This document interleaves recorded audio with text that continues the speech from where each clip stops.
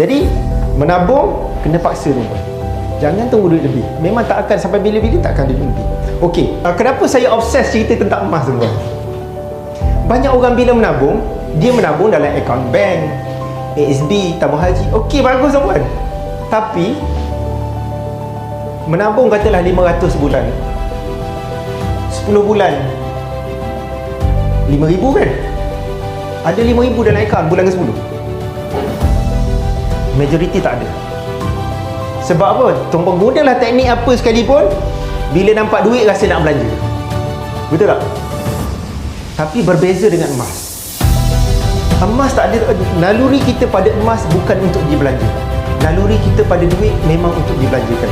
Bahkan duit kertas tuan-tuan, dia dicipta memang untuk memudahkan kita berbelanja. Memang itu tujuan dicipta duit kertas. Kalau tuan-tuan tahu sejarah macam mana tercipta duit kertas, supaya kita mudah berbelanja. Emas, naluri kita pada emas untuk disimpan, untuk dikumpul. Tak nak keluarkan. Nak jual, harga naik nak jual. Sayang. Nak pakai duit nak jual. Tuan-tuan tak akan jual kecuali kalau ada hal-hal yang penting dan mustahak.